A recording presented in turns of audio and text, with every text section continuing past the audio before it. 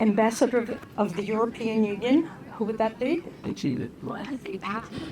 Ambassadors of the EU member states, thank you so much for inviting me to come talk. This place where you're sitting now used to be our favorite go-to picnic spot. It's hard to imagine now, but in February, the anemones, wild anemones, the red flowers that you see all around, that's when they bloom. They carpet the earth. My grandchildren would come here and run among them, parents sitting, snapping photos, having coffee on a blanket. We called it our 95% heaven. Right. At 6:29 on October 7th, 2023, our lives changed forever. It became 100% hell. But I am one of the lucky ones. I survived the massacres of that day.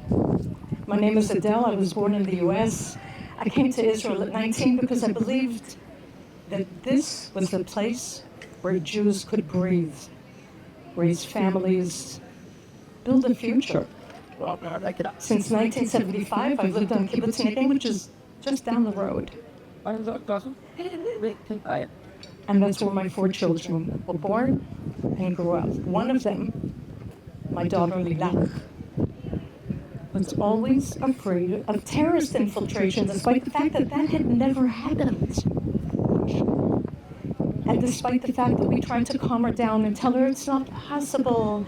There's a fence, and there's a fence around the kibbutz, and there's fields, and there's army.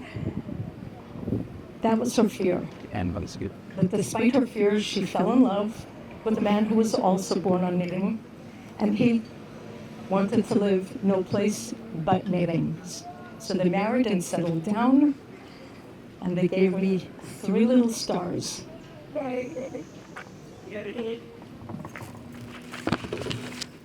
Ziv, I got Jared.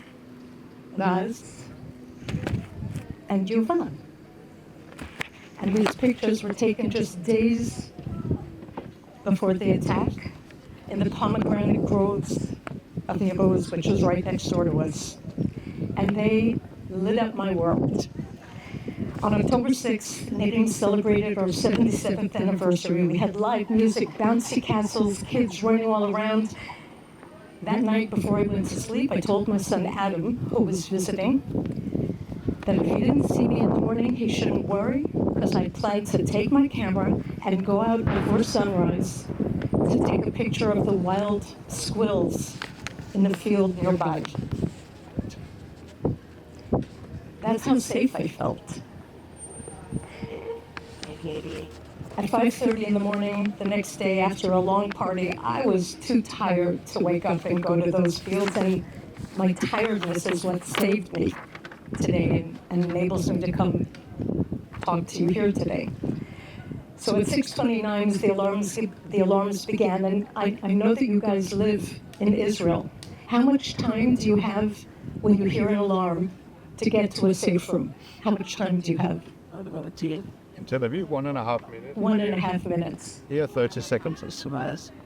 So where I live, we have 0 to 10 seconds from the second you hear that alarm until the second you hear the explosion.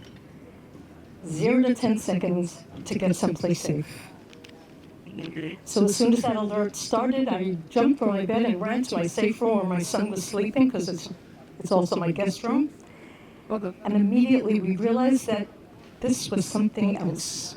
We'd never experienced anything like this before. The rate of fire, of explosions, of rockets. We saw on the TV that they were fanning out throughout the country from north of Tel Aviv to south of where we are. And we got messages on our phones saying Israel has been invaded. Go into your safe room and lock the doors. The only problem with that was safe rooms don't lock. Safe rooms were built to keep us safe from rockets.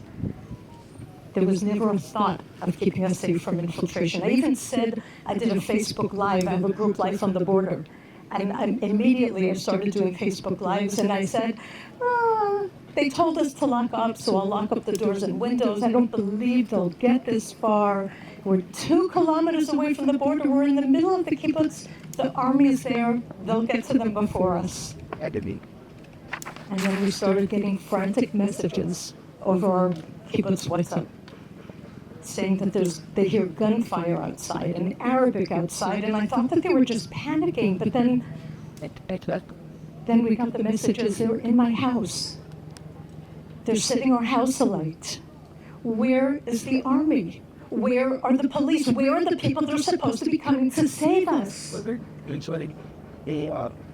Crickets. I looked at my son, tried to message my daughter, thinking none of us will ever see another sunrise, thinking this is the day that my grandchildren's laughter will stop. This is the day that Israel will stop. I truly believe that. On my phone, I could trace the attacks house to house, coming closer and closer to where my daughter was, closer and closer to my son-in-law, and those 3 darling children. My daughter was alone in her house, hiding under her bed, covering herself with pillows and stuffed animals, like a child playing dead. You know, when I was a kid, growing up in the Bronx, I used to watch a program called Hogan's Heroes. It was a comedy about POWs fooling the Nazis. And I'd pretend, where would I hide if the Nazis came to get me? Behind the door, under the bed. Never in my life did I imagine that I would be hiding in my own home, in my own community, in my own country, from the Nazis of 2023. But that's what we were doing. Eventually, we heard the sounds of gunshots, our voices outside our walls, breaking glass. Adam whispered, "They're saying come here." We didn't know what that was, but we looked at each other. I told him that I loved him, and he told me the same, and basically we said goodbye. After about an hour, when it was quiet, I had to go to the bathroom. There's no bathroom in safe rooms. So I opened the door as quietly as I could in case there were terrorists in the house. And I saw on the window opposite me the sounds that I had been hearing with the broken slats of my window. The terrorists had been on my front porch. They tried to open the door. They started breaking through the window and then were called away. We'll never know why. Dumb luck, divine intervention, or my late husband watching over us. Meanwhile, in another house on my kibbutz, my son-in-law alone was with those 3 little girls. He heard them entering his house. He heard them breaking things and laughing and shouting and screaming, Allah Akbar. He was a first responder and he had a weapon, but he couldn't leave the house because who would protect them? He raised his gun, waited until he saw the handle of the safe room door start to move. He told my grandchildren, hide under the blankets. Don't make a noise. No matter what happens, do not come out from under the blankets. And he waited. When he saw the safe room handle starting to move, he kicked open the door and shot the terrorists right in front of the door. He started to go after another 2 that were in the house, but then realized that there were many, many highly armed terrorists just outside the house, and he didn't stand a chance. He went back into the safe room, got down, and when he lifted his gun and waited for hours, the next person to enter that room was going to get a bullet. Weeks later, when I tried to count how many people I'd lost, neighbors, friends, students, people I knew personally. Never grab again.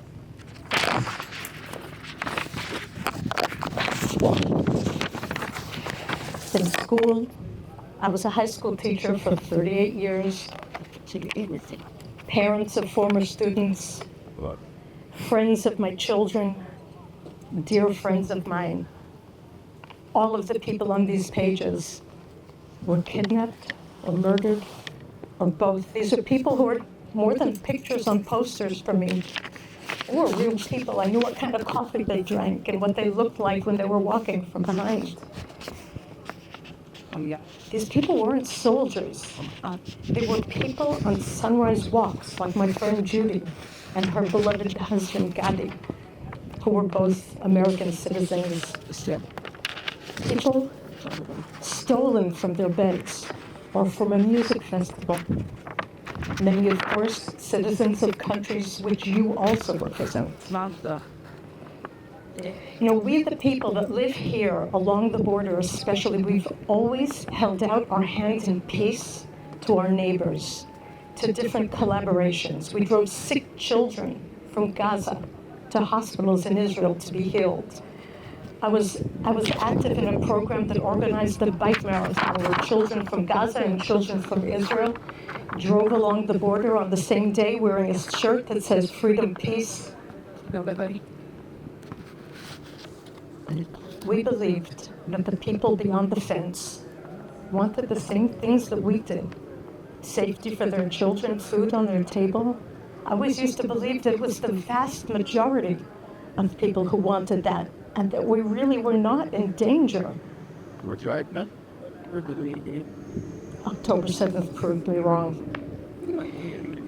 These were the people that jihadists slaughtered proudly, the people from our communities, documenting it on GoPros, handing out sweets in Gaza while my friends' bodies were being dragged on display. On Kibbutz Neidim, it took 7 hours for the army to finally arrive and begin going door to door under fire.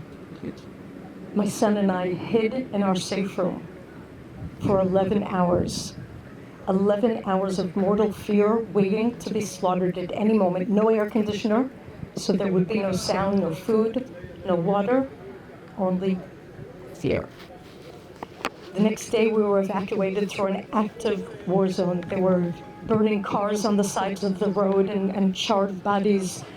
Rockets were still exploding.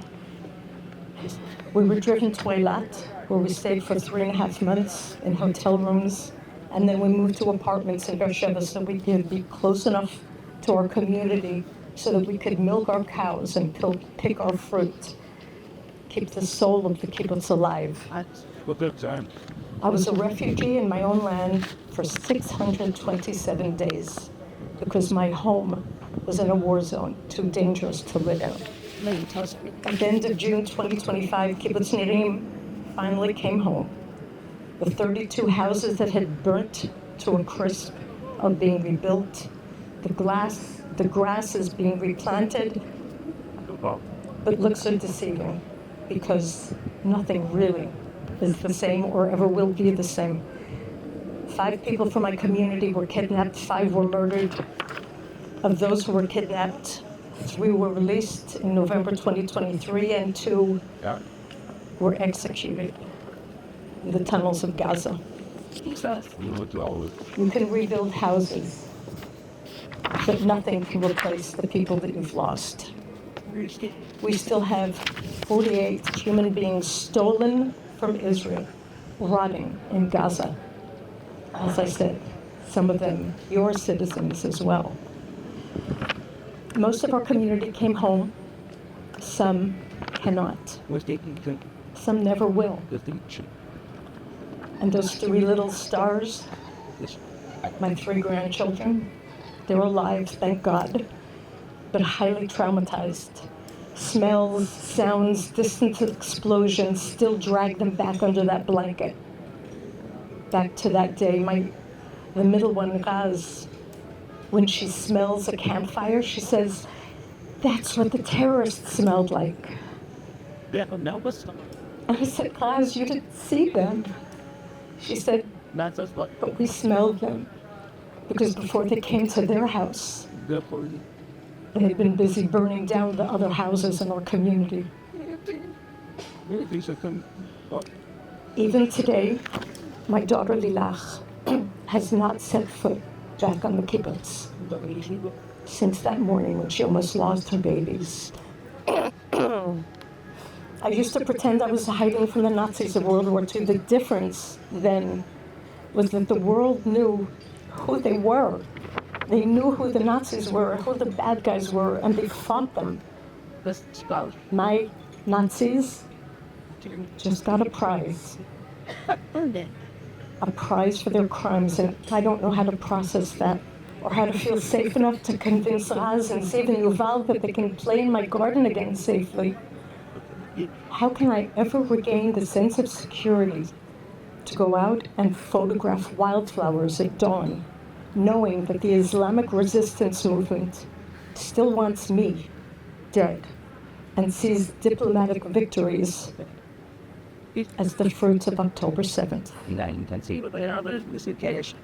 Thank you.